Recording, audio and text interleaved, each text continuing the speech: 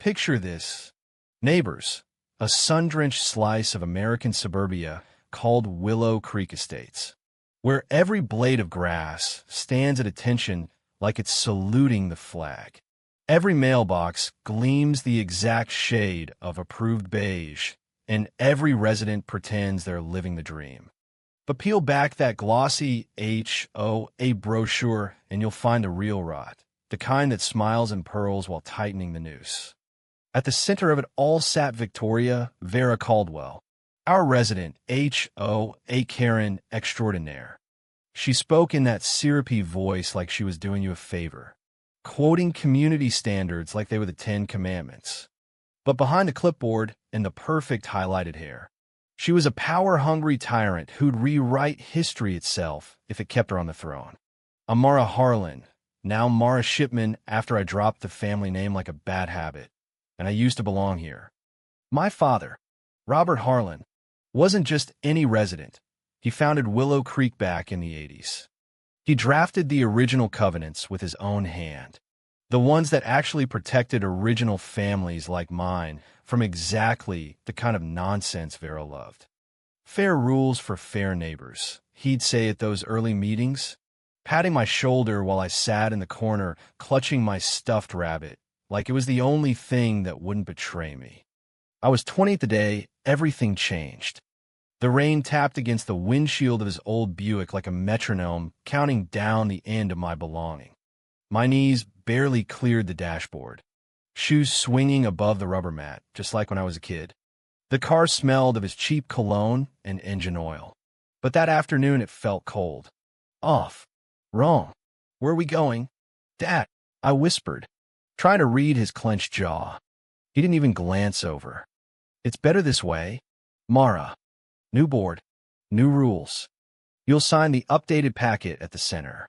Keeps things clean. No overnight bag. No explanation. Just silence and the hum of the engine. I thought maybe it was a surprise community thing. Some father-daughter bonding over lawn specs. Kids, hell. Even grown kids cling to hope like it's the last life raft.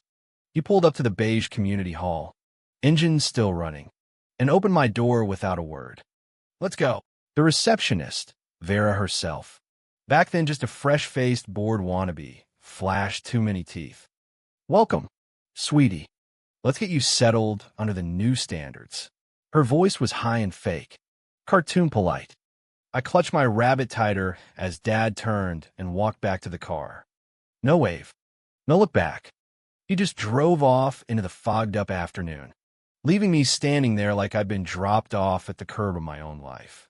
That night, I lay in my own bed because, yes, I still had the house he'd deeded me, but the echo of that sentence rattled around my skull. It's better this way.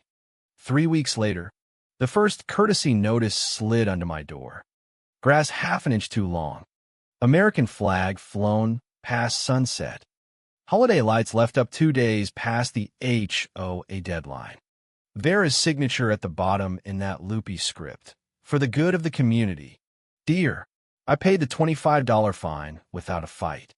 Crying was loud. Loud got noticed. Months slid into years. Robert passed quietly one winter. Heart attack in his sleep. The neighborhood threw a memorial. Vera presided like a queen. Pearls gleaming under the funeral home lights. I stood in the back row. Anonymous. She never said my name once. Instead, she talked about the visionary who built our standards, then quietly amended the covenants the very next board meeting. My name, Harlan, the founder's daughter, vanished from the legacy clause like pencil erased from paper. The special exemption that let my house keep its original rose garden and flagpole, gone, replaced with Vera's new, uniform aesthetic protocol. I didn't scream. I watched. I saved every fine slip, every email, every recording of those saccharine board meetings where Vera cooed. We're all family here, while her clique nodded like bobbleheads. The first real gut punch came when I drove past her McMansion and saw it. My father's prized heirloom rose bush. The one he planted the year I was born. now transplanted to her front yard with a little plaque that read Community Beautification Project, courtesy of the Caldwell family. She dug it up during routine maintenance while I was at work and claimed it as common property. I sat in my car, engine idling, and whispered to the empty passenger seat, "I was here too." But Vera's reply, delivered via certified letter, was colder than the rain that night. Legacy adjustments completed. Please comply or face lien proceedings. They held a neighborhood prayer list at the annual picnic. My name wasn't on it. They used my childhood garden gnome, another Harlan family piece, in their daughter's front yard display.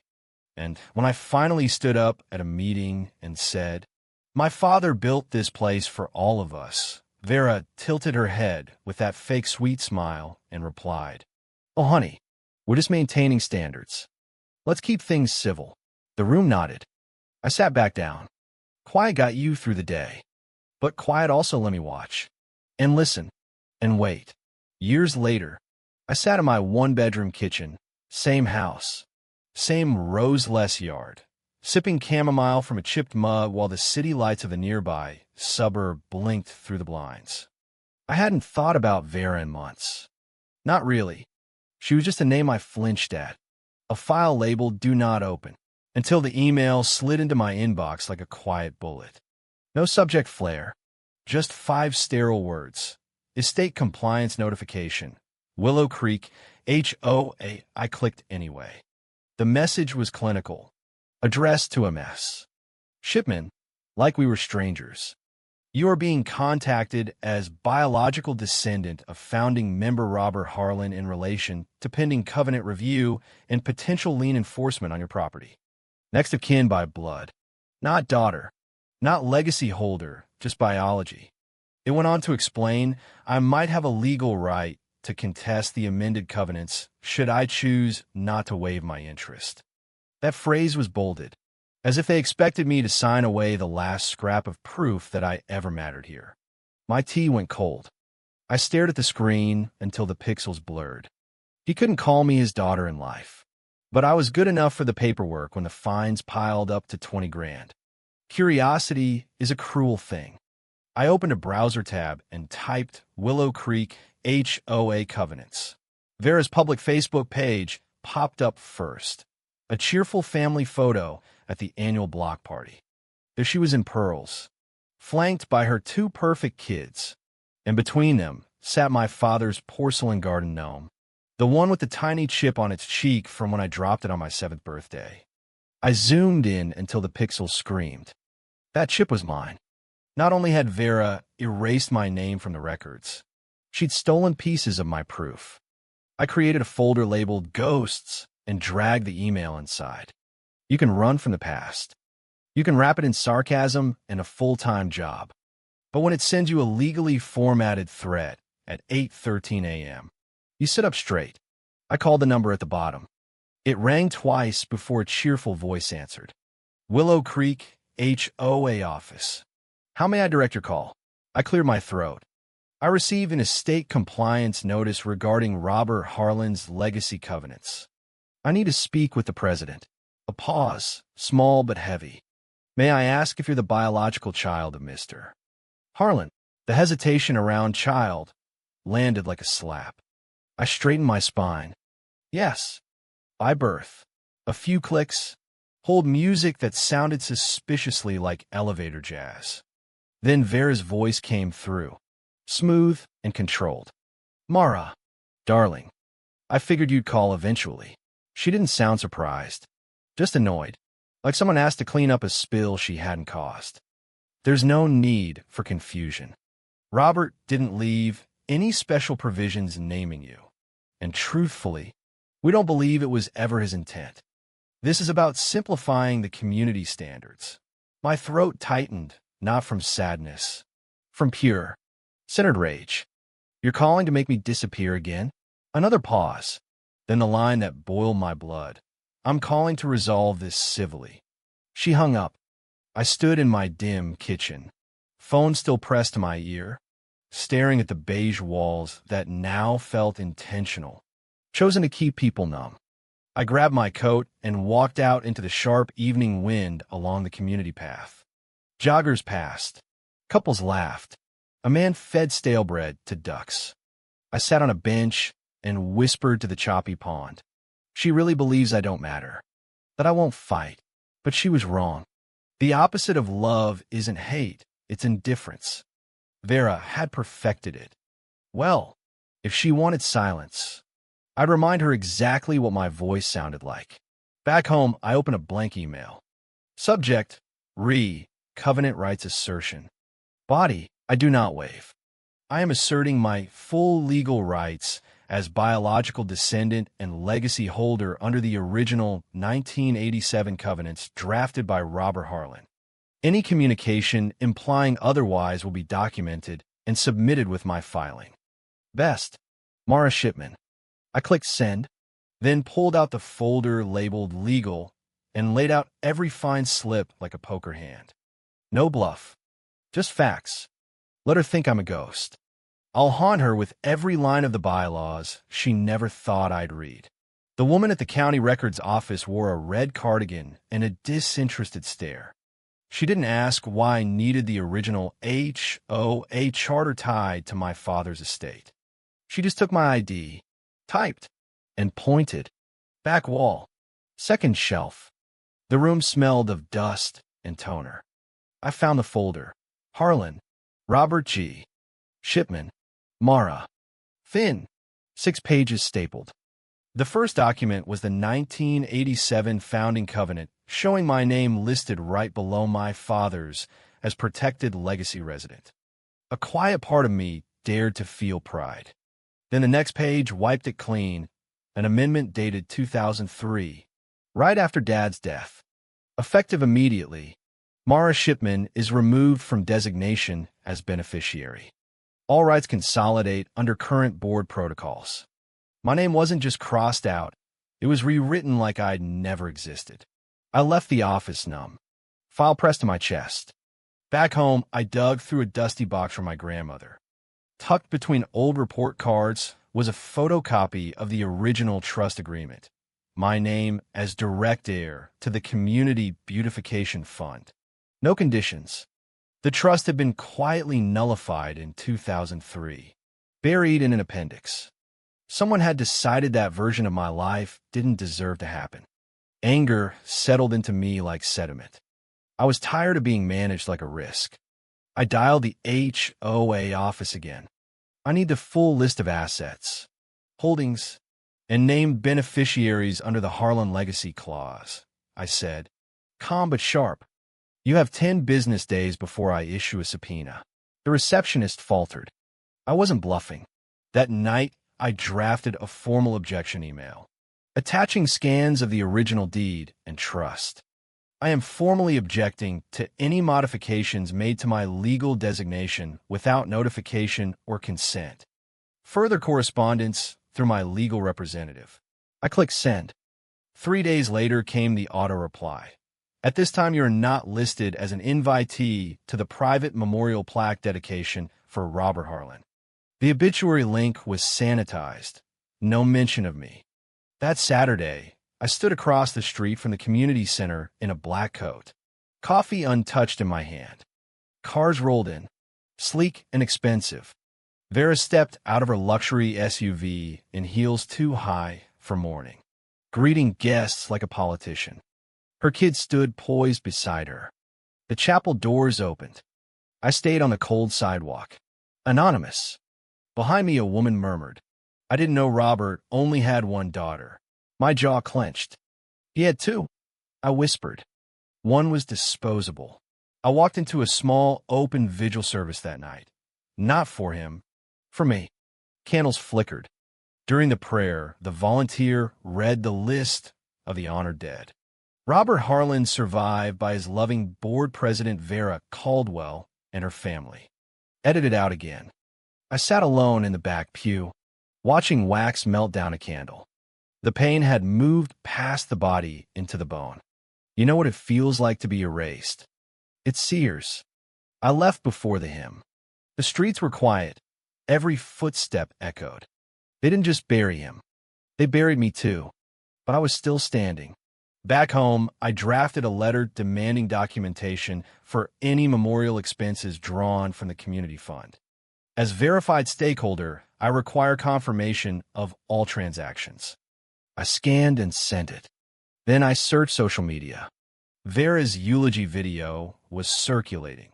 Her at the podium calling him a devoted founder who never wavered in loyalty to family. Commenters praised her elegance. I saved the clip. You used that podium to pretend I didn't exist. I'll use your footage to prove I always have.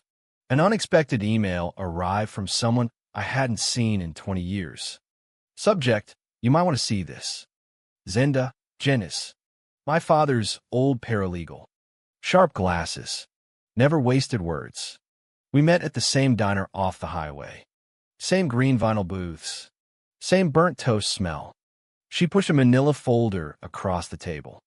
This was slipped into a box labeled scholarship applications, but it's not. It's a voluntary waiver of legacy claims. I opened it slowly. Heading, Voluntary Waiver of Parental Claims. Signature line, Mara Shipman. Age 28. My breath caught. They told me it was part of a petition for new playground funding. Janice nodded. It's been reformatted. Essentially a contract to relinquish your rights, disguised as community support. The paper trembled, not from fear, from fury. That night, I took it to a retired handwriting analyst. She pulled out a magnifier. This isn't your stroke. The loops are inconsistent. Someone traced or mimicked your writing. Sloppy, but legal enough if no one looked twice. Someone had signed me away before I understood what I was losing. Back home, I spread every document across the kitchen table. The trust, the original deed, the forged waiver, the pattern sharpened. I called my cousin Emma, a junior probate attorney. She met me that night and flipped through everything in quiet concentration. When she looked up, her voice was flat. You're not just in the covenants. You are the covenant. They tried to rewrite history. I looked at her. Then let's write it back. We drafted a complaint, attaching every page with footnotes. The forensics report, timestamps. The case was messy, emotional, but real. At 11:47 p.m., a new email arrived from the HOA legal address. Immediate notice. If you pursue, we will counter with defamation, obstruction, and emotional distress. All public disclosure will be pursued. I didn't flinch. I just smiled halfway. Funny how quick they found my name now. Then the letter from the past arrived in a plain manila envelope. No return address. Inside, a single type page and a photocopy of the original will-like covenant addendum.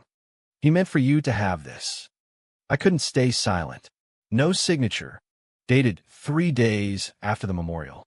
The document showed my name clear, 50% legacy rights. Notarized. Witnessed. My hands trembled.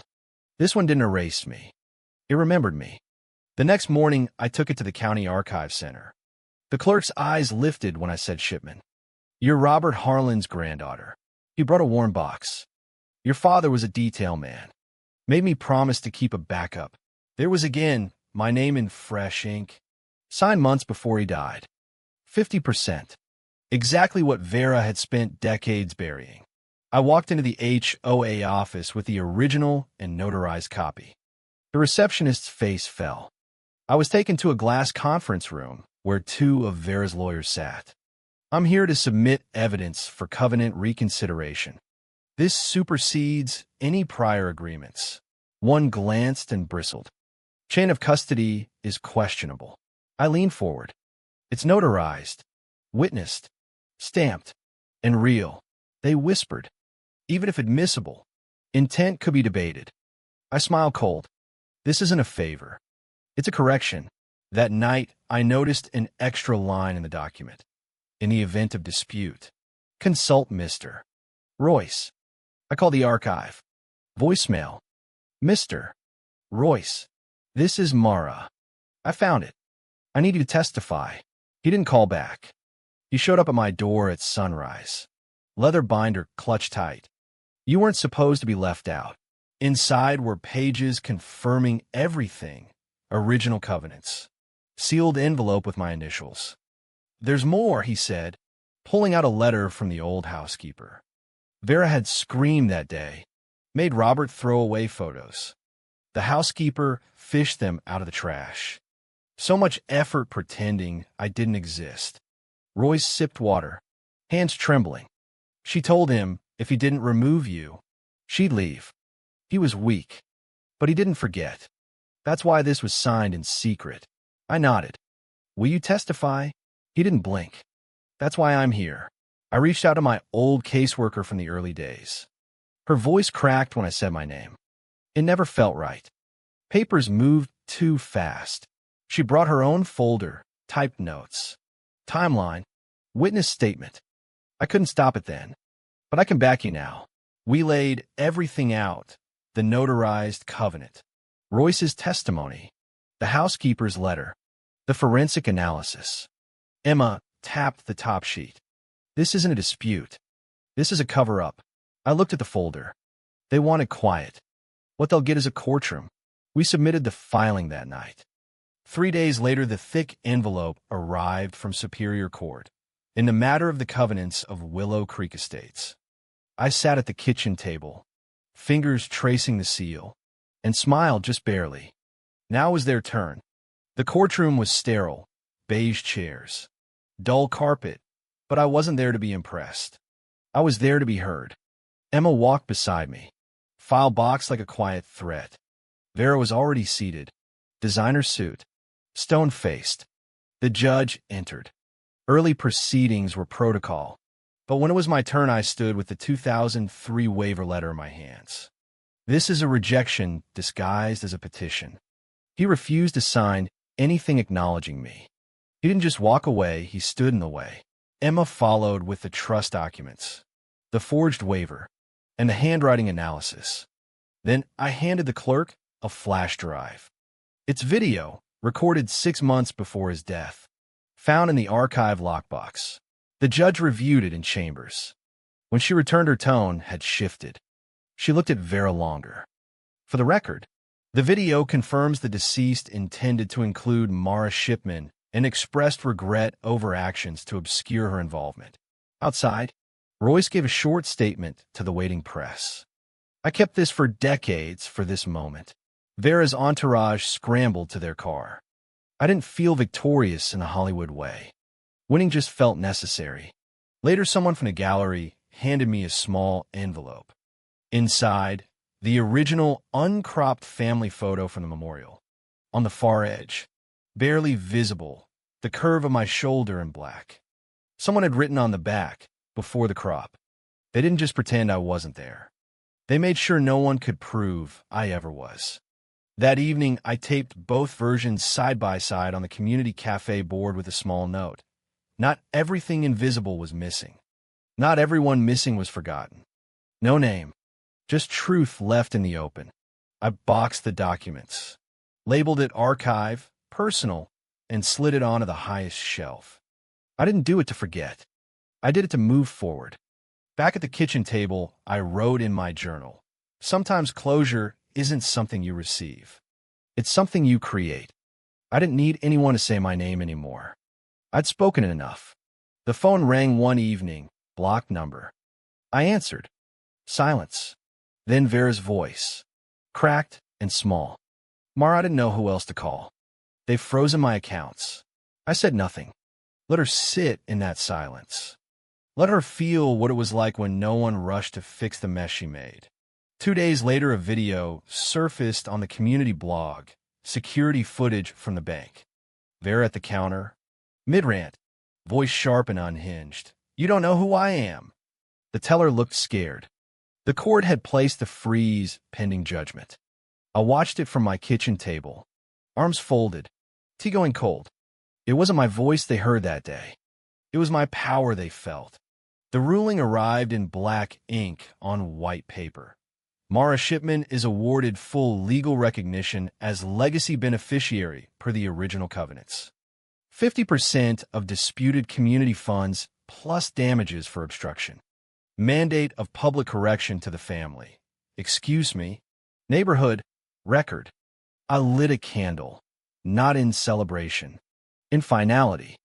Sometimes justice isn't applause. It's the silence after a door finally shuts.